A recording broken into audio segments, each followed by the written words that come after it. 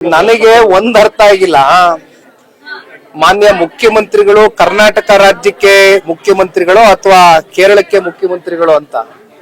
ಕರ್ನಾಟಕ ರಾಜ್ಯದಲ್ಲಿ ಇತ್ತೀಚೆಗೆ ಅತಿವೃಷ್ಟಿ ಆಯ್ತು, ಬಹಳ ಧಾರಾಕಾರವಾಗಿ ಮಳೆ ಸುರಿತು, ರೈತರು ಬೆಳೆದಂತ ಬೆಳೆ ಏನಿತ್ತು ಸಂಪೂರ್ಣವಾಗಿ ನಾಶ ಆಯ್ತು. ಆ ಸಂದರ್ಭದಲ್ಲಿ ನಾನು ಬೀದರ್ಗೆ ಹೋಗಿದ್ದೆ, ಯಾದಗಿರಿಗೆ ಹೋಗಿದ್ದೆ, ರಾಯಚೂರಿಗೆ ಹೋಗಿದ್ದೆ, ಕಲಬುರಗಿಗೆ ಹೋಗಿದ್ದೆ.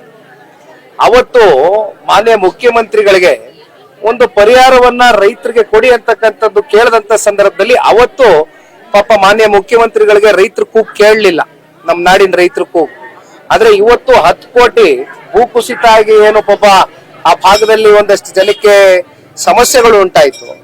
ಅಲ್ಲಿರ್ತಕ್ಕಂಥ ಮುಖ್ಯಮಂತ್ರಿಗಳು, ಅಲ್ಲಿರ್ತಕ್ಕಂಥ ಸರ್ಕಾರಗಳು ಇದಕ್ಕೆ ಪರಿಹಾರವನ್ನ ಘೋಷಣೆ ಮಾಡ್ಬೇಕಾ ಅಥವಾ ನಮ್ಮ ರಾಜ್ಯದ ಬೊಕ್ಕಸದ ಹಣವನ್ನ ಮತ್ತೊಂದು ರಾಜ್ಯಕ್ಕೆ ಕೊಡ್ತಕ್ಕಂಥದ್ದು ಬಹುಶಃ ಅವರ ಒಂದು ಕುರ್ಚಿಯನ್ನ ಮತ್ತಷ್ಟು ಭದ್ರಪಡಿಸ್ಕೊಳ್ಳೋದಕ್ಕೋಸ್ಕರ ಕೇಂದ್ರದ ನಾಯಕರನ್ನ ಮತ್ತಷ್ಟು ವಿಶ್ವಾಸ ಸಂಪಾದನೆ ಮಾಡಕ್ಕಂತ ನಿಟ್ಟಿನಲ್ಲಿ ಬಹುಶಃ ಮಾನ್ಯ ಮುಖ್ಯಮಂತ್ರಿಗಳಿಗೆ ತೀರ್ಮಾನ ತಗೊಂಡಿದ್ದಾರೇನೋ ಅಂತಕ್ಕಂಥದ್ದು ನನ್ನ ಭಾವನೆ. ನನಗೆ ಒಂದ್ ಅರ್ಥ ಆಗಿಲ್ಲ.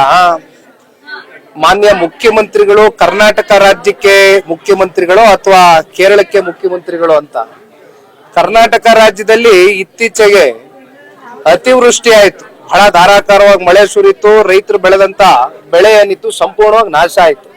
ಆ ಸಂದರ್ಭದಲ್ಲಿ ನಾನು ಬೀದರ್ಗೆ ಹೋಗಿದ್ದೆ, ಯಾದಗಿರಿಗೆ ಹೋಗಿದ್ದೆ, ರಾಯಚೂರಿಗೆ ಹೋಗಿದ್ದೆ, ಕಲಬುರಗಿಗೆ ಹೋಗಿದ್ದೆ.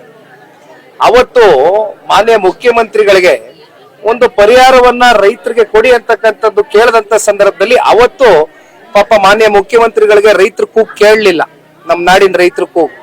ಆದ್ರೆ ಇವತ್ತು 10 ಕೋಟಿ ಭೂಕುಸಿತ ಆಗಿ ಏನು ಪಾಪ ಆ ಭಾಗದಲ್ಲಿ ಒಂದಷ್ಟು ಜನಕ್ಕೆ ಸಮಸ್ಯೆಗಳು ಉಂಟಾಯ್ತು.